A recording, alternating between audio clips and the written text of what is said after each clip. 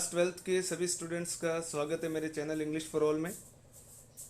दोस्तों, अपन ने पिछले वीडियो में थर्ड थॉट जो लेसन है उसको पूरी तरह से एक्सप्लेन किया था, समझा था। आज के इस वीडियो में उसके जो क्वेश्चन आंसर है मैं आपको वो बहुत इजी लैंग्वेज में आपको बताऊंगा। मैं आपको बहुत अच्छे से याद हो जाएंगे। लेकिन अगर इसके पहले आपने मेरा वो वीडियो नहीं देखा है तो उसको एक बार ज़रूर देखना। बहुत शॉर्ट में पूरे टॉपिक को, पूरे लेसन को मैंने आपको एक्सप्लेन किया है। एक बार उस वीडियो को ज़रूर देखना, उसके बाद इस वीडियो को देखना तो आपको बहुत अच्छे से सारे क्वेश्चन याद हो जाएंगे। ठीक है दोस्तों, चलिए इसमें अपन शुरू करते हैं। In short, who tells the story to the author, ये पहला क्वेश्चन है अपने उस लेसन का। और मैंने आपको बताया था, ये स्टोरी बहुत अच्छे से आपको समझाई थी मैंने कि who tells the story to the author. अब आपको ये ध्यान में रखना है, आपने WH टाइप के क्वेश्चन देखे होंगे हमेशा, तो उसमें आपने देखा होगा कि हु से जो क्वेश्चन होते हैं, जो क्वेश्चन बनते हैं, उसमें हमेशा अपन को ये ध्यान में रखना है कि उसका आंसर जब अपन देंगे तो हम किसी व्यक्ति का नाम उसमें बताएंगे। ये हमेशा ध्यान में रखना है। अब ये क्वेश्चन कैसे बनाए? Who tells the story to the author, तो ऑथर को वो कहानी कौन कहता है, तो वहां पर हमें क्या करना है, किसी का नाम बताना है। अब यहाँ पर क्या है, the story was told to the author by his friend. ये जो कहानी थी वो ऑथर को किसने कही थी? उसके दोस्त ने कही थी। तो उसका मेन आंसर क्या है? अपना ऑथर नहीं है, ठीक है ना। मेन आंसर क्या है इसका? Bye his friend. ये अपना मेन आंसर है। तो अपन को ये अपना जो आंसर है वो क्लियर होना चाहिए। तो अपन ये कहेंगे कि the story was told to the author by his friend. Author को ये कहानी किसने कही थी? उसके दोस्त ने कही थी। ठीक है। दूसरा क्वेश्चन है,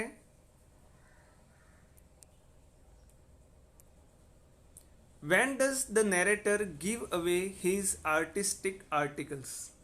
नैरेटर जो है, यानी जो कहानी कहने वाला है, वो कब अपनी सारी चीज़ों को दे देता था? ठीक है ना।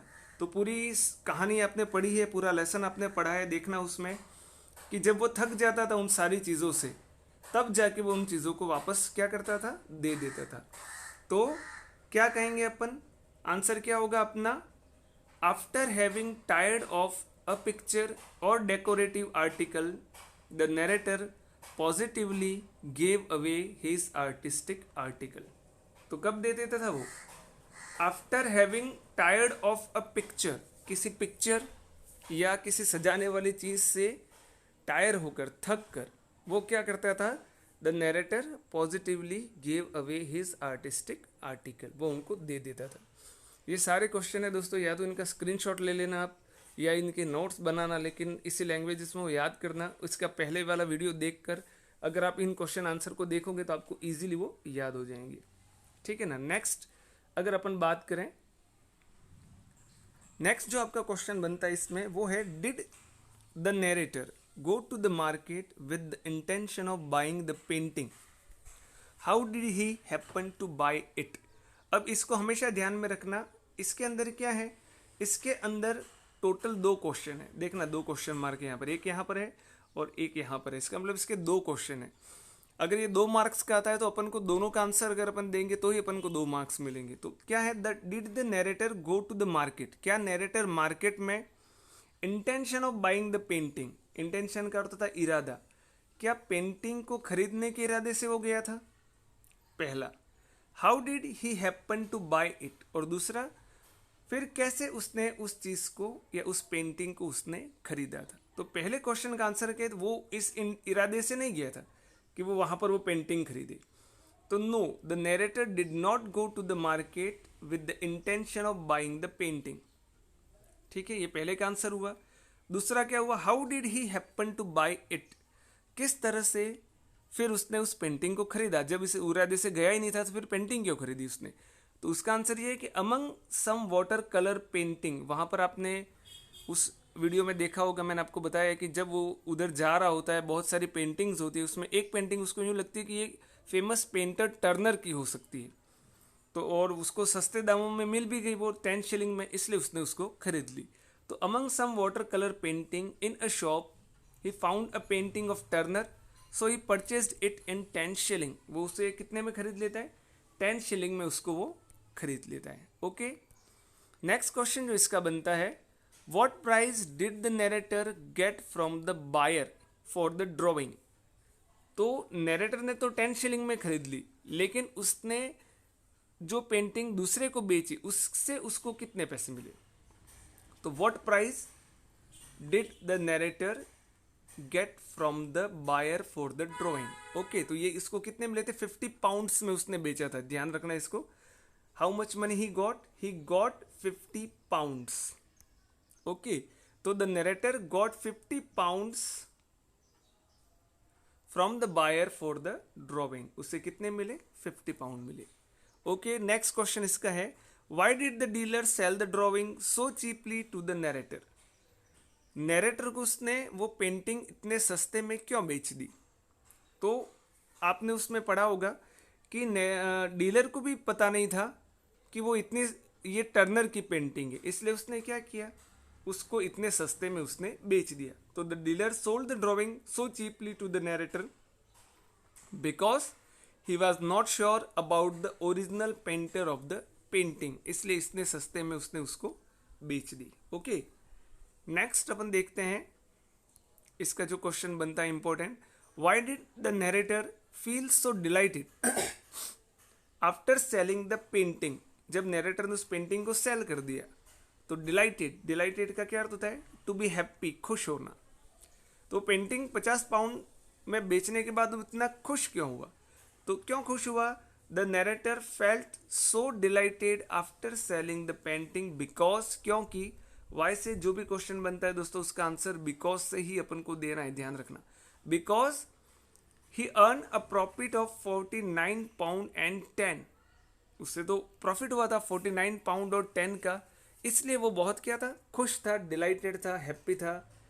ओके, नेक्स्ट क्वेश्चन बनता है इसका,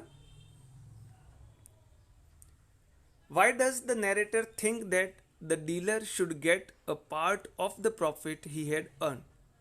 नरेटर ने ऐसा क्यों सोचा कि जो डीलर था उसको भी उसने जो प्रॉफिट कमाया है उसका कुछ हिस्सा उसे मिलना चाहिए। तो क्यों कहा सोचा था उसने ऐसा, the narrator felt that the dealer had behaved well to him. Narrator को लगा कि डीलर ने उससे अच्छा व्यवहार किया था, so he should also behave well to the dealer, इसलिए उसे भी उस डीलर से अच्छा व्यवहार करना चाहिए। So he thought that the dealer should get a part of the profit he had earn, इसलिए इसने सोचा कि उस डीलर को भी जो फायदा उसने कमाया है उसका कुछ हिस्सा उसको मिलना चाहिए। ओके, नेक्स्ट क्वेश्चन बनता है इसका, in his mood of elation यानी हैप्पीनेस, खुशी में, what did the narrator write in the first note to the dealer. First आपको बताया था मैंने, सारे तीनों थॉट्स उस वीडियो में आपको बताए मैंने, कि फर्स्ट थॉट में उसने उस एनवलप में, उस लिफाफे में क्या लिखा। ठीक है, तो इन द फर्स्ट नोट, पहले नोट में, he wrote to the dealer, उसने डीलर को क्या लिखा, that the painting he collected turn out to be real painter Turner, के पेंटिंग जो उसने ली वो किसकी थी, वो टर्नर की ही निकली। So he had great pleasure in enclosing him half of the profit, इसलिए उसको वो आधा प्रॉफिट उसको वह दे रहा है। ओके, नेक्स्ट क्वेश्चन अपन देखते हैं, which habit of the storyteller leads him to examine and re-examine his idea of sending a part of the profit to the dealer। आपको पता होगा ये सेकंड थॉट था उसका कि which habit of the story teller की ऐसी कौन सी आदत थी जिससे क्या हुआ, leads him to examine and री एग्जामिन।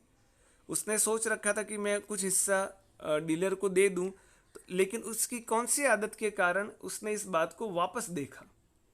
ठीक है, तो कौन सी हैबिट थी उसकी, the habit of reviewing his life's error, अपने जीवन की जो गलतियां हैं उन गलतियों को रात को सोते समय देखना या उनके बारे में सोचना। इस कारण से उसने उस डीलर को भी जो पैसा देने के बारे में सोचा था उसके बारे में उसने सोचा। तो the habit of reviewing his life's error led the story teller to examine and री examine his idea of sending a part of the profit to the dealer।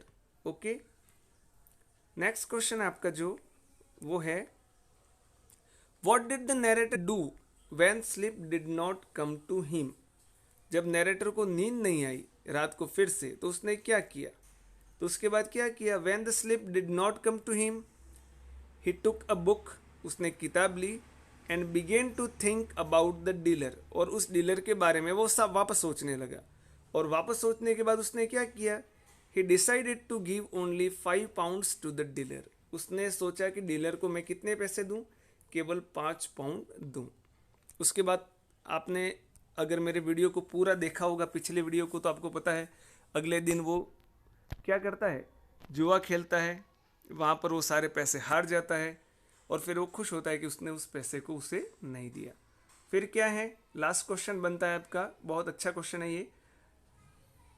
Y does the narrator, narrator यानी यहाँ पर किसको बोलते हैं अपन? कहानी कहने वाला। Why does the narrator term the bargaining as a straight forward matter between dealer and customer? उसे वो यूं कहता है कि भाई जो बार्गेनिंग जो होती है वो खरीदने वाले और बेचने वाले के बीच में सीधा हिस्सा होता है। अगर एक बार वो हो जाता है व्यापार, उसके बाद दोनों का एक दूसरे से कोई लेना देना नहीं होता है। तो क्या हुआ? The narrator term the bargaining as a straight forward matter between dealer and customer because, क्योंकि the dealer ask as much as he thinks he can extort, dealer इतना सोचता है कि उसको जितना पैसा लेना था वो उसने ले लिया। And the customer having paid it, और एक बार कस्टमर ने पैसा दे दिया, it is under no obligation whatever to the dealer, उसके बाद डीलर का कोई ऑब्लिगेशन यानी दायित्व रहता नहीं है। ये 11 क्वेश्चंस दोस्तों मैंने आपको जो बताए हैं, आपकी जो टेक्स्ट के पीछे हैं, वो पढ़ने से पहले आप मेरा पिछला वीडियो ज़रूर देखना इस लेसन से रिलेटेड।